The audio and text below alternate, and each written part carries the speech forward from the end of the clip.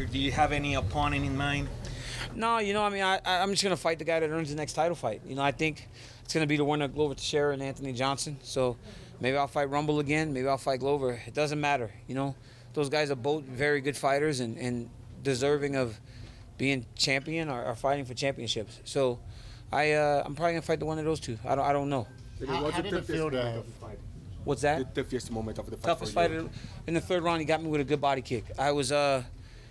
We were in there mixing it up, and I backed off, and he went to kick me in the body, and he didn't catch me with his shin. It was more with his toe, and it hit me right on this rib that I had messed up a while back. So that was probably the most difficult part of the fight.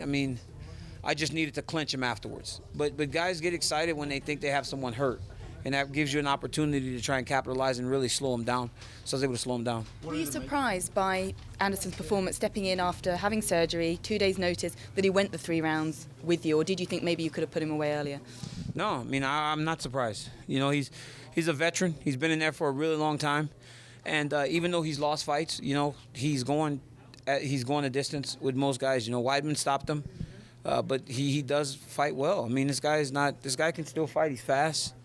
He's explosive, and he's a veteran. So you never really know what to expect. Again, 2 days ago I found out I was fighting him. I didn't really have much time to do my film study and everything to prepare for him, as I was trying to make weight and everything else. So it was a tough puzzle, for me. In light of all that, what did you learn about yourself over the last couple of days, Daniel? I learned a lot about myself in this last week. It's just another form of adversity that I've had to deal with. I've had to deal with a lot of it in my life, and it was just another chance to deal with adversity and try to push through it. I got to fight at UFC 200.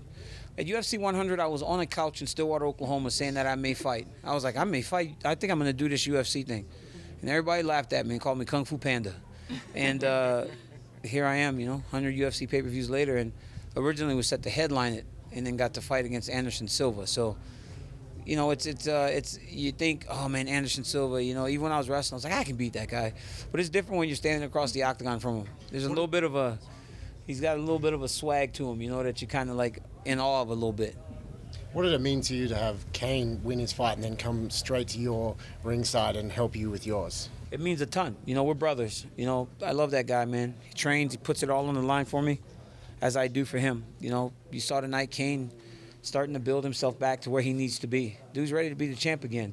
And the moment they put a guy in front of him, he's going to win the belt back. So it was great. It was great to have him through training camp, through everything. It was a very tough training camp, very difficult preparation and everything else, but we got it done. Are you looking forward to a bit of a break after all of this, the camp, and just what you've gone through mentally this week? Emotionally, I need a break. I'm not going to stay out of the octagon too long. I did that last time. I took 8 months off, and it's too long for me.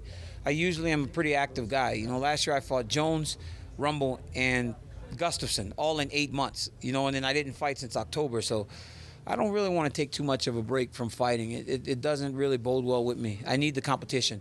I had a lot of nerves in the back. I had trouble getting myself going. I was like, man, come on. It's like it was new to me again. Whereas when I was fighting those guys, it seemed like every couple months I was right back in there, so it was just normal. So, but I'm leaving Tuesday. We're going to Disneyland. We're going to Disney in Hawaii, actually. So, yeah. When you go back home now and you do your critiquing and you kind of have the come down from the fight, what will you say to yourself to pat yourself on the back and say, I was pretty proud of myself? What would be the thoughts as to what you've gone through this week, what you've come away and achieved, and what you can remind yourself that you've done? I just want to fight over one of the pound for pound greatest fighters of all time. And 30-26 across the board. That's not easy to do, win 10-8 rounds. So somewhere in there I was pretty dominant. So it's just hard when you expect a lot from yourself. I expect a lot from myself, and I wish I would have knocked him out. Who doesn't want to knock somebody out? But it just didn't happen, and I got the victory, So once again, I'm continuing to build my legacy. You're the best person to ask this, Daniel. Brock Lesnar comes in, an underdog, defeats Mark Hunt. Is Randy Orton the right choice? How do you book this on the WWE side? This huge win by Brock Lesnar. How does Booker Daniel Cormier put it together? You know what? I think I make him more unbeatable. You know how now he's in the WWE. They call him the Conqueror, the Beast incarnate. He can't be beat. I'd make him more unstoppable now because he just did something that I'm not sure anyone else over there can do. He came in here and beat a top 10 heavyweight. So you just make him more unstoppable. I say to hell with with Randy Orton and throw the belt on him again, because it legitimizes it because of what he did tonight. Now, you think you send a clear message to John Jones on how to be a champion, like respectful and professional? That's not my job, you know. Like, I mean, I really try not to you know, when in regards to Jones, I really try not to.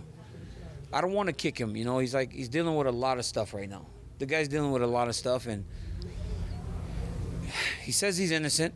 And if you're in your heart, if you're innocent of something and something is wrong, it's hard enough than to have a guy that you aren't very fond of piling on you, you know. So I'm not trying to prove to him how to be a champion. I just can be myself. You know, I am who I am because of my family and the people that have raised me.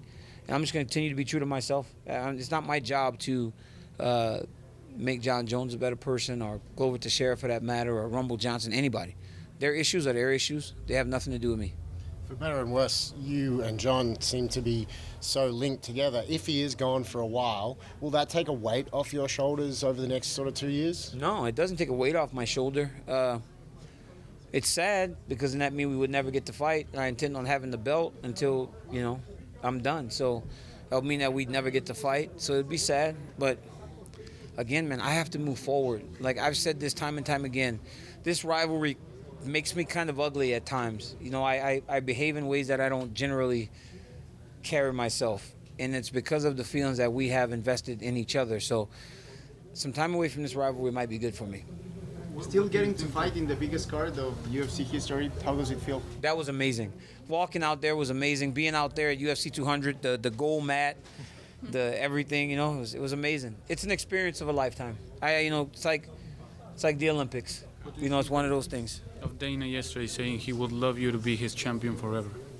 I had never heard that. Actually, I had never heard that, but that's awesome. You know, he's a great guy, man. I said it the other day, and sometimes that's what you need. You need a guy that just will, when you're going through a tough time, just put his hand on your shoulder and just give you a hug, and he's done that for me on occasions. You know, even when I lost to John, you know, he called me with some great news to try to pick me up. You know, there's a lot of things that those guys do behind the scenes that people don't see.